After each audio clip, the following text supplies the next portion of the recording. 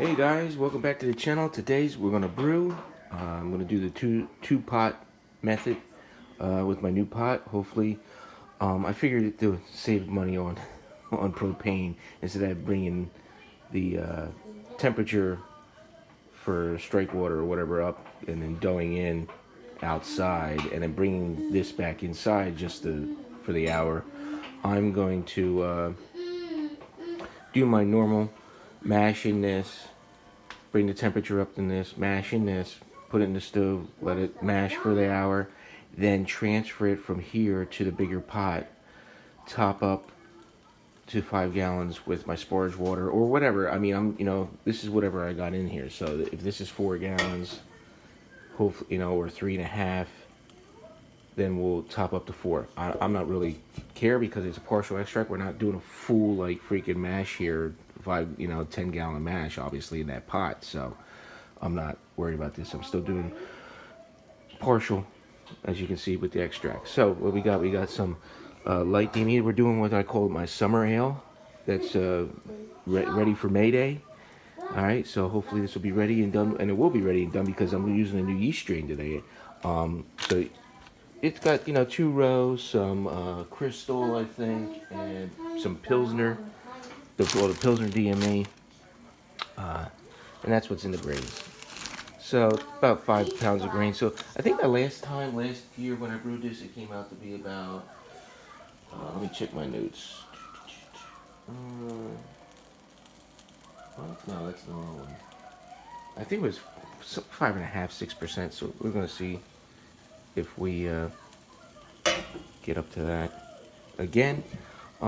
Yeah, the yeast. So instead of using Nottingham yeast again, I'm using Lutra Quebec. Now this, I guess, is the big rave because I see a lot of brewers using this stuff. And what's good about this yeast, it makes a clean fermentation, and you're done in like half the time, like 8 days. My homebrew guy says he brewed something and a porter or something, and it was done in like 7 or 8 days. Like, that's crazy. So no waiting the 2 weeks. Obviously I'll I don't do secondaries and stuff, so I'll probably leave it a day. I'll check their gravity levels and make sure that they're where I want it to be, obviously. But supposedly this stuff's a beast. Yeah. All right, so we're just I'll bring it back periodically, and then hopefully what I'll do is I'll dump this out into my other pot and bring it back when I'm trying to, boil it, boil it up and stuff. Hopefully this works and there's no leaks. I checked it, a little bit yesterday, so it seems like we're good to go.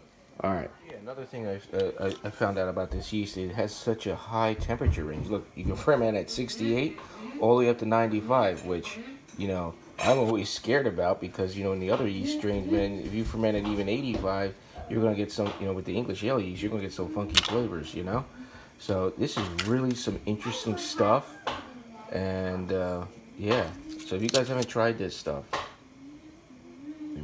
give it a go. Yeah. I miscalculated how much water I put in this other pot, and well, we do it in, and as you can see, the water level rose, obviously. So yeah, I'm probably gonna have to siphon some of this off into the brew kettle, and then obviously sporge once it's in the new brew kettle. Obviously, I'm not gonna sporge in this thing. All right, so let me get this in. I think we're sitting at one. How are we sitting at? Yeah, 150. Let me get this in so it doesn't lose any heat. Okay, here we go, guys. And it's windy as all get up, so I've moved it over here trying to block some of the wind. The wind's going that way. So far 140. I gotta turn this up, I guess. It's so hard to judge how high to keep this flame. I don't want no boilovers. So we're looking at about 5 gallons, maybe 5.5. And of course, I'll take the lid off once it comes up to the boil, so you can hear that flame whipping. I guess I could have went in the garage, kind of did it that way, but I just want to make sure this is not so hot that I can't touch the handle down here. Then because that's what happened. I started melting the handle when I had that flame too high. Oh boy, learning process. So what I did was I put the grain bag on top of this, sparged it, and then dumped the wort on top of the sparged water, sparged grain, obviously, and then did that. All right, well, I'll bring you that back when we do the first hop addition. Here we go. Ooh boy. Just wait for the hot break.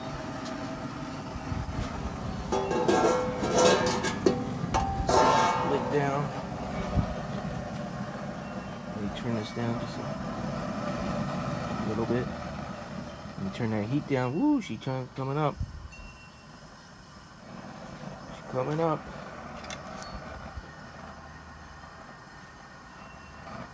Oh boy.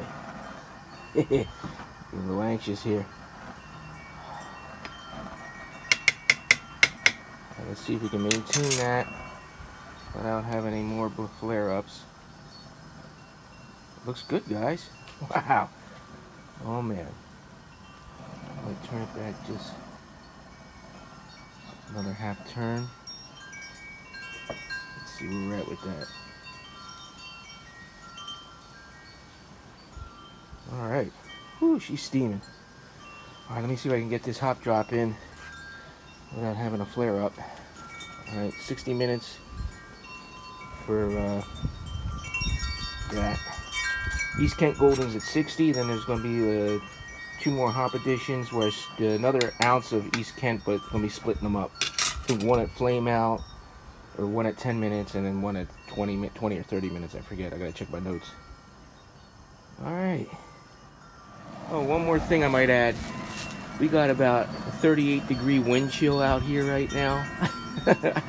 And 28-mile-an-hour gusts. So, not an ideal day for brewing, but I got to get it on, right? So, we can't control the weather. So, yeah, just watching this thing. It looks like it wants to do another hop break for some reason. I've been boiling away for at least 20 minutes. Crazy. Let me turn this down a little bit. Wonder why that happened. Huh. Interesting. I don't know, maybe because my bag's floating. I can't figure out why that's happening. My hot bag's got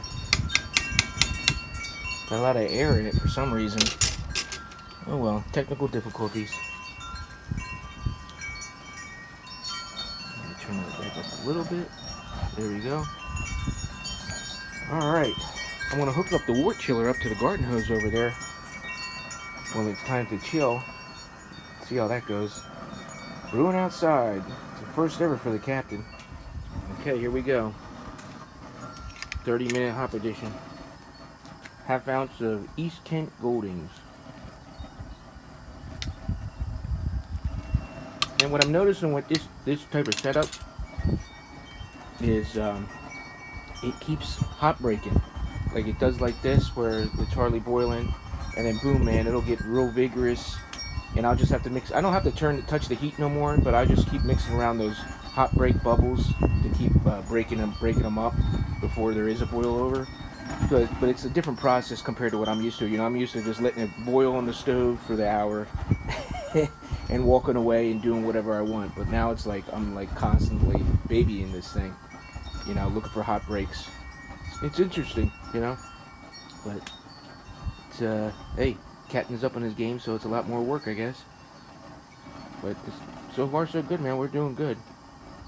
So another half hour, and we'll do the last hop addition, which is the other half ounce. So that'll be at like flame out, like 1 minute.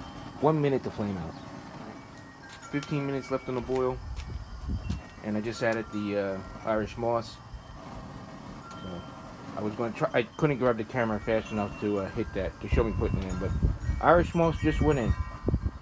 All right, last hop addition, last minute. In goes the last hop addition, and yeast nutrient,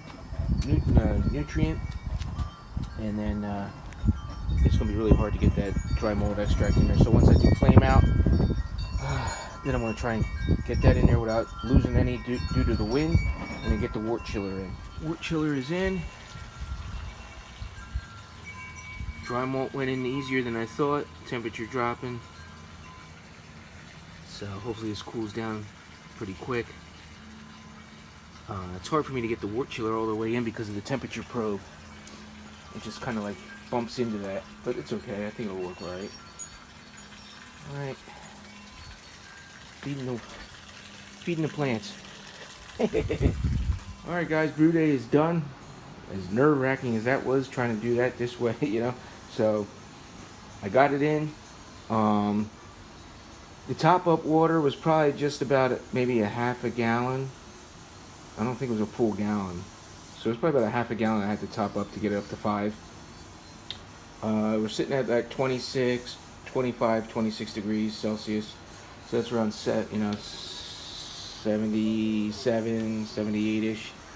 So might just give it a little bit longer to cool a little bit more, because obviously the top-up water wasn't enough to bring down the temperature anymore. So I guess that's going to have to take into consideration when I'm chilling it, to chill it maybe to 77 or 75 on the wort chiller, especially in the hotter months. I mean, but it was freezing cold outside, so I figured it was, it would have been good enough. But we're sitting at 1068.